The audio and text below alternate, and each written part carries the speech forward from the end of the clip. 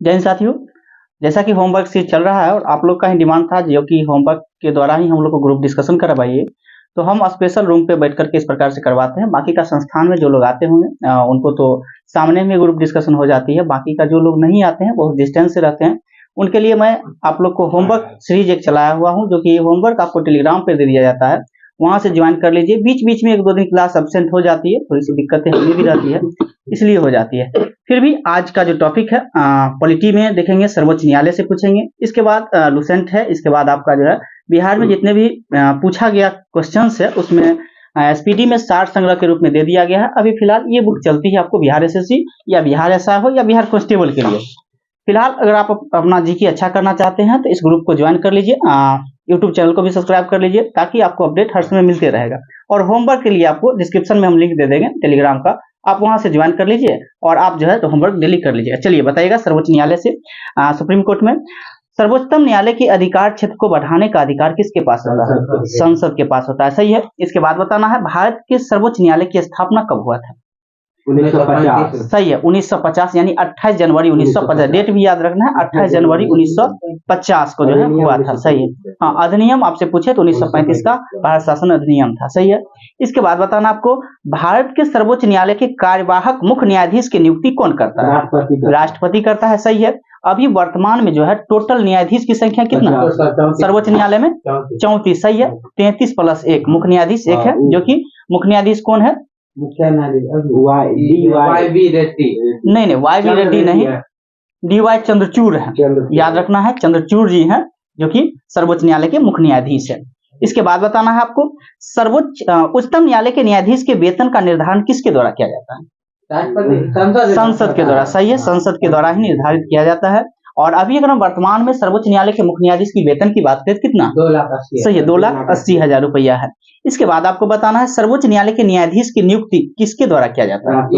राष्ट्रपति के द्वारा ही किया जाता है। सही है। उच्चतम न्यायालय के न्यायाधीश की संख्या में वृद्धि करने की शक्ति किसको? संसद को। ध्यान दीजिएगा, उच्चतम न्यायालय के न्यायाधीश की संख्या में वृद्धि करने का अधिकार जो है वो संसद को है। इसके बाद बताइएगा उच्चतम न्यायालय के न्यायाधीश किस प्रक्रिया द्वारा हटाया जा सकता है? सही है, राष्ट्रपति के द्वारा। संसद की अगर अनुशंसा हो तो जो है महाभियोग के द्वारा ही इसको हटाया जा सकता है। सही है। इसके बाद बताइएगा सर्वोच्च न्यायालय के न्यायाधीश की सेवानिवृत्ति की बात करते हैं कि आयु कितना है, यानी रिटायरमेंट की बात करते हैं 65 वर्ष। रिटायरमेंट जो है 65 वर्ष है। सही है। हाँ। नहीं, सर्वोच्च न्यायालय के मुख्य न्यायाधीश की अगर बात करें रिटायरमेंट का तो 65 वर्ष। वही अन्य न्यायाधीश की बात करें तो उसका 62 साल। याद रखिएगा, हाँ, उसका 62 साल है। फिर आपको उच्च न्यायालय के मुख्य न्यायाधीश का पूछे तो 62 साल उसका। हाँ। इसके बाद आपको बताना है उच्चतम न्यायालय के उच्चतम न्यायालय में संविधान के निर्वाचन से संबंधित मामलों की सुनवाई करने के लिए न्यायाधीश की संख्या कम से कम कितना होना चाहिए? 5 याद रखिएगा। उच्चतम न्यायालय में संविधान में निर्वाचन से संबंधित मामलों की सुनवाई के लिए कम से कम अगर न्यायाधीश की बात करें तो 5 होना चाहिए। सही है। और राम मंदिर में कितना था न्यायाधीश? 5 बेंचेस बैठा था। सही है। इसके बाद बताना है आपको संविधान जो है सर्वोच्च न्यायालय की बात करते हैं तो इस किस भाग में सर्वोच्च न्यायालय की चर्चा किया गया? किस भाग में? भाग 5। भाग 5 में, हाँ, भाग 5। और आर्टिकल की बात करते हैं तो 124 से 147, 124 से लेकर के 147 तक इसकी चर्चा मिलता है। इसके बाद बताना है सर्वोच्च न्यायालय का गठन किस आर्टिकल में वर्णित है? सर्वोच्च न्यायालय। सही है, सर्वोच्च न्यायालय का गठन जो है आपका आर्टिकल 124 में है। इसके बाद बताना है कार्यकारी मुख्य न्यायाधीश की नियुक्ति की जाती है किस आर्टिकल के तहत? कार्यकारी मुख्य न्यायाधीश। जैसे मान के चलिए न्यायाधीश मुख्य न्यायाधीश नहीं है तो उसके जगह पे जो कार्यकारी मुख्य न्यायाधीश गठन जो किया जाता है 126, याद रखिएगा, 126 आर्टिकल के तहत जो है इसको नियुक्ति किया जाता है। इसके बाद इसको नियुक्ति कौन करता है? राष्ट्रपति के द्वारा ही नियुक्ति किया जाता है। सही है। बताइए किस आर्टिकल के तहत तदर्थ न्यायाधीश की नियुक्ति किया जाती है? हाँ, तदर्थ न्यायाधीश की नियुक्ति जो है किस आर्टिकल के द्वारा किया है? 127। सही है। कार्यकारी मुख्य न्यायाधीश याद करिए 126। इसके बाद अगर तदर्थ न्यायाधीश की बात करते हैं तो 127 में हो जाएगा। एड हॉक जस्टिस इसको बोलेंगे तदर्थ को। इसके बाद बताना है सेवानिवृत्त न्यायाधीश को भी सर्वोच्च न्यायालय की बैठक में उपस्थित होने के लिए बुलाया जा सकता है। ये कौन सा आर्टिकल? सेवा, जैसे कोई जो है सेवानिवृत्त हो गए, उसको भी रिटायर्ड हो गए, उसको भी जो है सर्वोच्च न्यायालय में बैठ सकते हैं। वो किस आर्टिकल के तहत उसको बुलाया जा सकता है? 128 के तहत। और 129 में क्या है? अभिलेख न्यायालय यानी कोर्ट ऑफ रिकॉर्ड घोषित करता है। उच्चतम न्यायालय को अभिलेख न्यायालय घोषित करता है। कोर्ट ऑफ रिकॉर्ड जो है 129 के तहत है। इसके बाद बताना है आपको उच्चतम न्यायालय का स्थान जो है निर्धारित करने की मुख्य न्यायाधीश की शक्ति किस आर्टिकल के तहत है?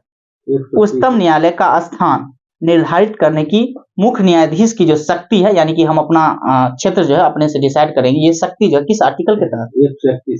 131 ने 130 याद रखिएगा। सीट ऑफ सुप्रीम कोर्ट की बात करें तो 130 में है। फिर से याद करिए, याद हो जाएगा। 124 में क्या है? सर्वोच्च न्यायालय का गठन हो जाएगा। कार्यकारी मुख्य न्यायाधीश की बात करते हैं 126, कार्यकारी मुख्य न्यायाधीश 126, तदर्थ न्यायाधीश 127 में है। और अभी हम बताए थे अभिलेख सेवानिवृत्त की बात करते हैं, सेवानिवृत्त न्यायाधीश को सर्वोच्चम न्यायालय में बैठने की उपस्थिति 128 में। इसके बाद एक अभिलेख न्यायालय के बारे में बताए थे 129 में हो जाएगा। इसके बाद 130 में क्या था? 130 में क्षेत्र को बढ़ाना।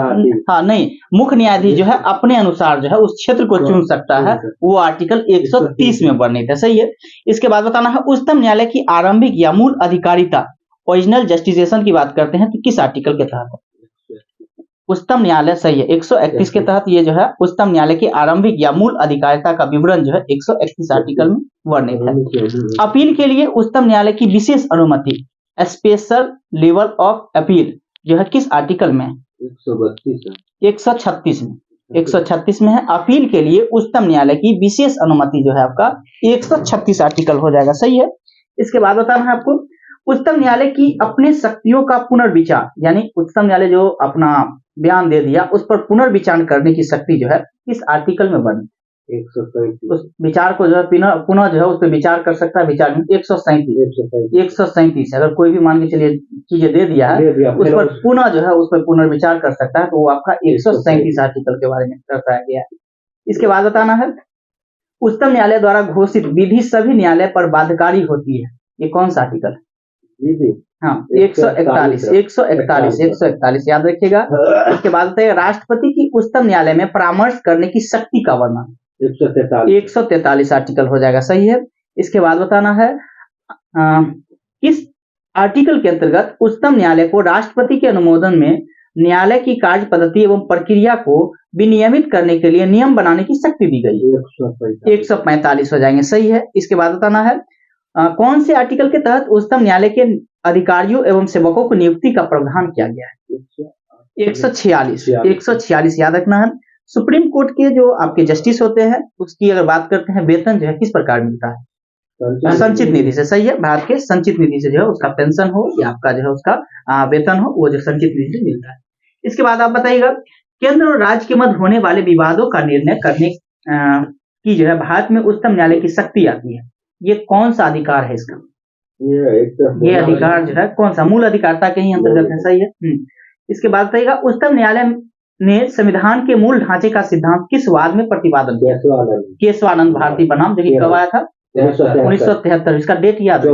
24 अप्रैल, यानी पंचायती राज दिवस 24 अप्रैल को ही मनाया जाता है। 24 अप्रैल जो है ये भी आया था, याद रखिएगा। इसके बाद बताना आपको संविधान का कौन सा अनुच्छेद उच्चतम न्यायालय को उसके द्वारा दिए गए निर्णय अथवा आदेश के पुनर्लोकन हेतु अधिकृत करता है? 137 आर्टिकल। सही है। 137 होगा। हाँ 137 आर्टिकल हो जाएगा। इसके बाद बताना है भारत के संविधान की मूल संरचना यानी बुनियादी ढांचा जिसको हिंदी में बोलेंगे के सिद्धांत का स्रोत जो है क्या है? न्यायिक समीक्षा। न्यायिक समीक्षा हो जाएगा। संविधान की व्याख्या करने का अंतिम अधिकार किसके पास है? सुप्रीम कोर्ट के पास। संविधान की अंतिम जो है व्याख्या करने का अधिकार किसके पास? तो लास्ट में जो है सुप्रीम कोर्ट हो जाएंगे। सुप्रीम कोर्ट सर्वोच्च न्यायालय के पास है। इसके बाद बताइएगा उच्च न्यायालय और उच्चतम न्यायालय की अधिकारिता के अंतर्गत कौन से मामले आते हैं? मूल अधिकार का परिवर्तन। सही है। इसके बाद ना भारतीय संविधान का संरक्षक जो है कौन है? Supreme court. सही है। सुप्रीम कोर्ट हो जाएंगे, सर्वोच्च न्यायालय हो जाएंगे। इसके बाद बताना है आपको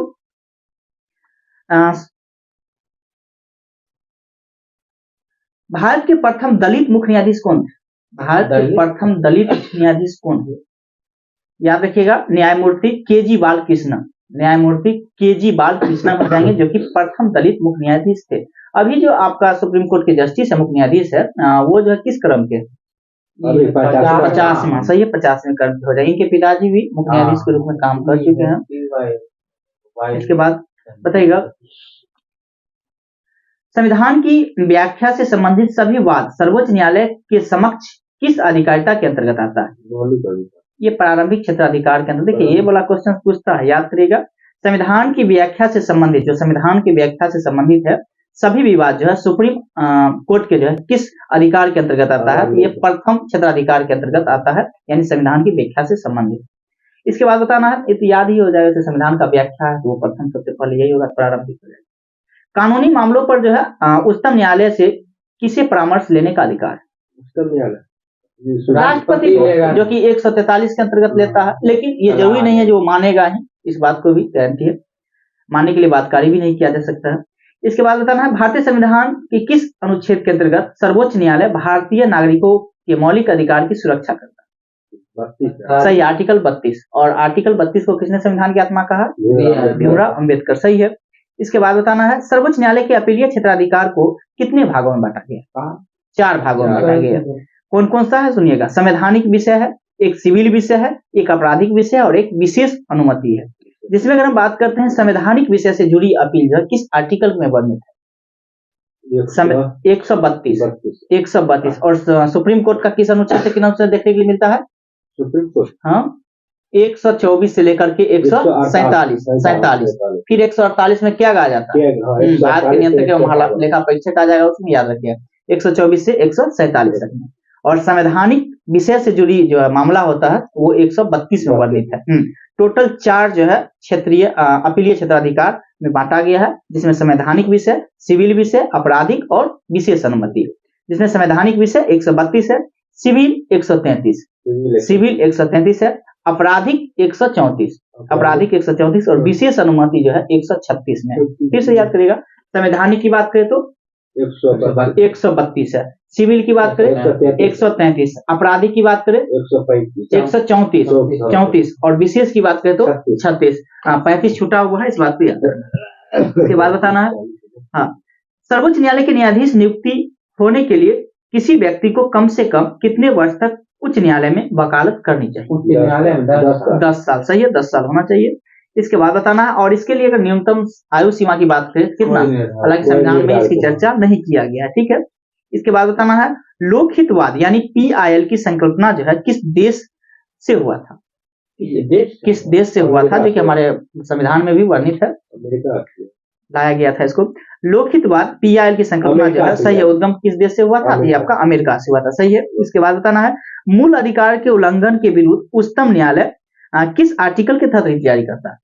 रीट 32। और वही बात करें हाई कोर्ट की तो नहीं, 226 के तहत जो है जारी किया जाता है। इसके बाद कुछ और था, पीछे भी होमवर्क था, प्राक्कलन समिति से भी था। बताइएगा, प्राक्कलन समिति संसद के किस सदन के सदस्यों से गठित की जाती है? लोकसभा सदस्य। सही है, लोकसभा के सदस्य, लोकसभा के सदस्य। सही है। टोटल कितना सदस्य? 30 सदस्य होते हैं। सही है। इसके बाद ना, संसद के 2 सत्रों के मध्य आधिकारिक अंतराल कितना होना चाहिए? 6 महीने होना चाहिए। सही है, 6 माह होना चाहिए। इसके बाद बताना है, लोकसभा में विधेयक पर आम बहस किस वाचन में होती है? द्वितीय वाचन। याद रखिएगा, लोकसभा में विधेयक पर जो है आम बहस किस वाचन में होती है? तो द्वितीय वाचन हो जाएगा। सही है। इसके बाद बताना है, कटौती प्रस्ताव को किस अन्य नाम से जानते हैं? कटौती को समापन प्रस्ताव, कटौती प्रस्ताव को समापन प्रस्ताव के नाम से हम जानते हैं। यदि कोई धन विधेयक लोकसभा द्वारा स्वीकृत कर दिया जाए तो राज्यसभा में इसे अधिक से अधिक कितनी अवधि तक रोक दी जा सकती है? 14 दिन। सही है, 14 दिन तक रोका जा सकता है। लोकसभा तथा राज्यसभा के संयुक्त अधिवेशन की अध्यक्षता जो कौन करता है? सही है, लोकसभा अध्यक्ष ही करते हैं। सही है। इसके बाद बताना है, संसद की किस समिति में राज्यसभा का प्रतिनिधित्व नहीं करते हैं?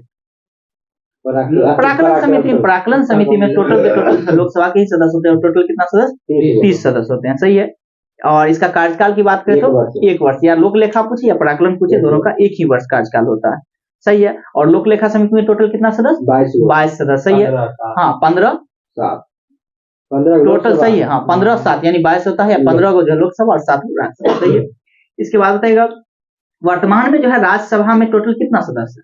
250। वो अधिकतम है, वर्तमान में हम पूछ रहे हैं 243 245 सदस्य, जिनमें राज्यों से जो है कितना सदस्य? 229 है। और इसके बाद बताना है जो कि 4 को जो है सदस्य संघ राज्य क्षेत्र से चुनकर आते हैं और 12 सदस्य तो आपको जानते हैं राष्ट्रपति मनोनीत करता है। हाँ, यानी 229 राज्य से हो गया, इसके बाद 4 जो है आपका केंद्र शासित प्रदेश से हो गया और इसके बाद 12 सदस्य राष्ट्रपति द्वारा मनोनीत किया जाता है। तो टोटल वर्तमान में 245 है और अधिकतम जो है 250 है। इसके बाद बताइएगा सरकार द्वारा लोकसभा में अपना बहुमत सिद्ध करने के लिए कौन सा प्रस्ताव रखा जाता है? सुनिएगा, अच्छा, बहुत अच्छा क्वेश्चन है। सरकार द्वारा लोकसभा में अपना बहुमत सिद्ध करने के लिए कौन सा प्रस्ताव? विश्वास प्रस्ताव रखा जाता है। सही है। इसके बाद बताना है भारतीय संसद के दोनों सदनों की प्रथम संयुक्त बैठक किस विधेयक पर हुई थी? 1961 में। 1986 आप डाक वाला बार बार बोलते हैं, ज्ञानी जेल सिंह जो है वो एक पॉकेट वीटो का प्रयोग किए थे। हाँ, इसका याद रखना है। भारतीय संसद के दोनों सदनों की प्रथम संयुक्त बैठक किस विधेयक पर हुई थी? प्रथम बैठक तो दहेज उन्मूलन पर हुआ था, जो कि 1961 में, 1961 में हुआ था। सही है। लोक लेखा समिति अपनी रिपोर्ट जो है किसे प्रस्तुत करती है? लोक लेखा समिति लोकसभा अध्यक्ष को। सही है। हाँ, लोक लेखा समिति लोकसभा अध्यक्ष को जो है पेश करती है। सही है। इसके बाद बताना है संसद में लोक लेखा समिति के अध्यक्ष की नियुक्ति किसके द्वारा की जाती है? संसद में। सही है। संसद में लोक लेखा समिति के अध्यक्ष की नियुक्ति जो है लोकसभा अध्यक्ष के द्वारा ही किया जाता है। इसके बाद बताना है संसद हो या विधानसभा हो कि किसी भी सदस्य की सदस्यता तब तक समाप्त समझी जाएगी जब तक वो जो है संसद में कितना दिन प्रस्तुत न हो? 60 दिन। सही, वही 2 माह या 60 दिन कहीं लिख देता है। इसके बाद बताना है आपको संसद राज सूची के किसी विषय पर कानून कब बना सकती है? जब तत्काल स्थिति 2/3 से बहुमत प्राप्त हो जाता है। यदि राज्यसभा ऐसा संकल्प पारित करता है तो वो जो है बना सकता है। सही है। हाँ, इसके बाद बताना है किसी मंत्री के विरुद्ध विशेषाधिकार प्रस्ताव कब लाया जाता है? किसी मंत्री के विरुद्ध जो है विशेषाधिकार प्रस्ताव जो है कब लाया जाता है? जब वह मंत्री किसी मामले के तथ्यों को रोकता है या तथ्यों को गलत वर्णन देता है तो जो है सो लाया जाता है, यानी विशेषाधिकार प्रस्ताव। इसके बाद बताना है संसद द्वारा किस वर्ष जो है नागरिक को मत देने का अधिकार जो है 18 वर्ष कर दिया गया? पहले किस वर्ष हुआ करता था? सही, 61वां संविधान संशोधन 1989 के तहत जो है अब 18 वर्ष वोट गिराने की आयु कर दिया गया है। इसके बाद बताना है लोकसभा में शून्यकाल की अवधि अधिक से अधिक कितनी हो सकती है? 1 घंटा। सही है, 1 घंटा हो सकती है। इसके बाद बताना भारतीय संसद की संप्रभुता किसके द्वारा प्रतिबंधित है? न्यायिक समीक्षा है। न्यायिक समीक्षा से हो जाएंगे। भारतीय संसद की संप्रभुता किसके द्वारा प्रतिबंधित है? न्यायिक समीक्षा से। संसदीय व्यवस्था में शून्यकाल किस देश की देन है? भारत का। सही है, भारत का हो जाएगा। इसके बाद बताना है संसद की कार्यवाही का प्रथम घंटा जो है क्या कहलाता है? प्रश्नकाल हो जाएंगे। सही है, प्रश्नकाल हो जाएंगे। इसमें यही तक था ना। तो दोस्तों ये आपका कैसा लगा? जो कि आपका 3 चैप्टर्स था, आपको 2 ही था, सर्वोच्च न्यायालय था और एक आपका प्राक्कलन समिति या लोक लेखा समिति से क्वेश्चन जुड़ा हुआ था। बाकी का और सारे क्वेश्चंस आपको मिलेंगे अलग अलग वीडियो में। तो कम से कम हम 2 या 3 वीडियो आपको अपलोड करेंगे ताकि वीडियो भी शॉर्ट रहे, आपको भी देखने में अच्छा लगे। इसी प्रकार से हम आपको वीडियो अपलोड करते रहेंगे। तो जैसा भी लगा आप कमेंट में जरूर लिखिएगा इस प्रकार के प्रश्न आपको कैसा लग रहा है। इसमें अगर सुधार करने योग्य चीज होगी तो हम उसमें भी सुधार कर देंगे, लेकिन आप बताइएगा, कमेंट करके जरूर बताइएगा जो ये आपको कैसा लगा। और आप एक क्वेश्चन लास्ट में आप कमेंट करके जरूर बताइएगा प्रथम वित्त आयोग के जो है अध्यक्ष कौन थे? प्रथम वित्त आयोग के अध्यक्ष कौन थे? आप कमेंट में लिखिएगा। कल हम आपका नाम ले लेंगे, उसमें भी नाम लेंगे, जो पहले आप बोलेंगे उसका हम 2-3 लोग का नाम लेंगे। तो सबसे पहले आप लिखिए कमेंट में, और जैसा भी लगा हो कमेंट करके बताइए। अच्छा लगा हो चैनल को सब्सक्राइब लाइक करिएगा। चलिए फिर मिलते हैं, धन्यवाद।